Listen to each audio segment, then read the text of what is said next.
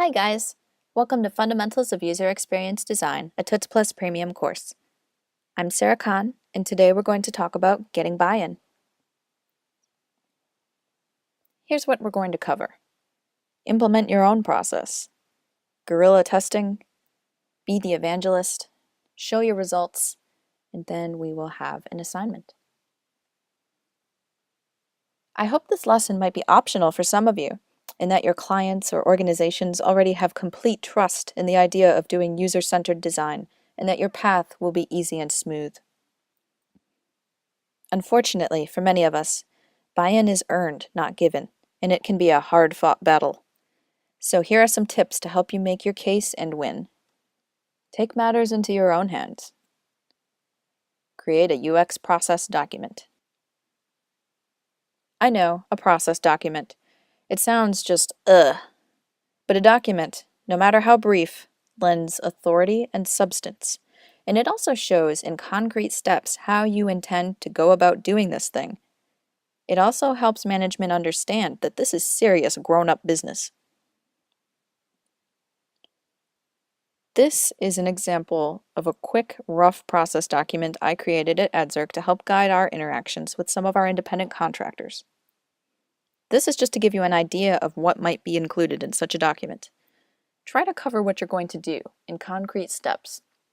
So I said, based on specific tasks and features, we'll do user testing, interviews, and surveys. And we'll also base decisions on ongoing data gathering, like personas, market analysis, analytics, customer feedback. And then I laid out an actual process. User story is created.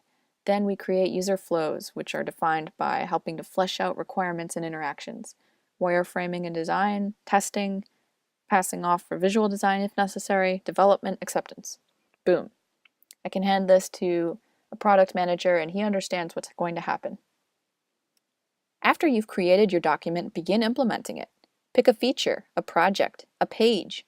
Just pick a beginning point and then just start doing what you can on your own. If you can get metrics up and running under your own authority, go for it.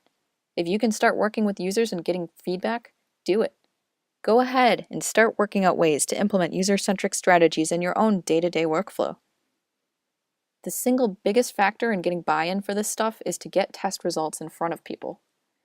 They might not believe that it's important, or they might claim to believe it, but it's just not a priority because they don't really believe it. But with user testing, seeing is believing. So I'm going to tell you a story from the trenches.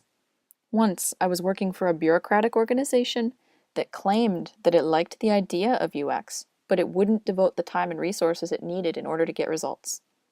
So, I conducted a series of guerrilla tests. I set up 4 remote tests on trymyui.com of 4 of our biggest competitors. The video results were extremely compelling. I set up a lunchtime viewing of some of the highlights, luring key people with food. I won over some hearts and minds with my results. This took me about a weekend and a couple of free trial accounts to put together. My boss did spring for the lunches. But once I got this idea into the heads of some of the C-level people, oh, look at this, we can test our competitors, see what's wrong with their sites, and apply our findings to our own site. There might be something to this. Maybe we need to actually have a team to do this. So whatever it takes to get actual user results in front of people, once you can successfully make it happen, something often clicks and then they just get it. So be the evangelist. Sometimes it's not enough to just penetrate into people's brains. You need a higher level of buy-in to get included in the meetings that you need to be included in, to really get user-centric design to become a value of the project or organization. You can do this by being the evangelist. Be a broken record. Whatever parts of your process that you've gotten up and running, share your findings with anyone who will listen. Ask questions about how your UX process will fit in, which users you can talk to about something before it gets started, how the team will be working to fix issues that you found. Because ultimately, you can run tests until you're blue in the face, but you probably can't fix all of an entire application's issues by yourself. And over time, listen for footholds. If someone mentions a conversation with a client, jump on board.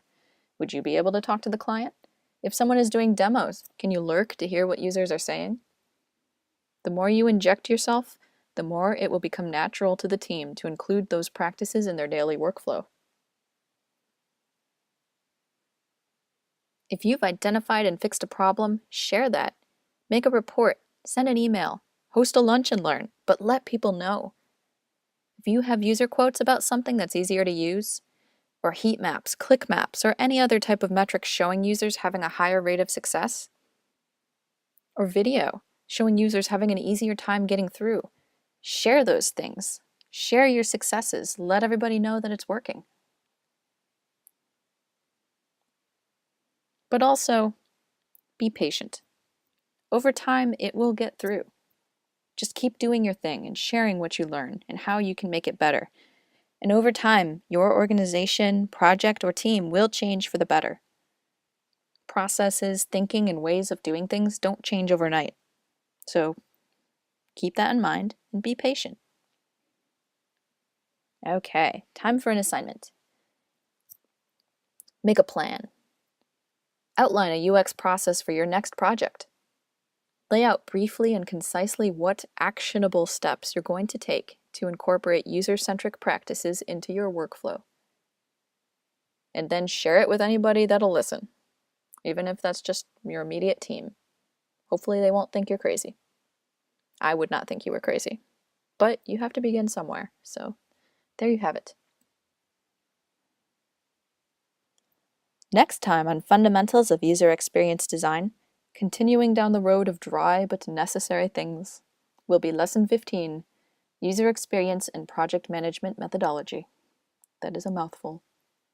This is Sarah Kahn, and from all of us here at Toots Plus, thanks for listening.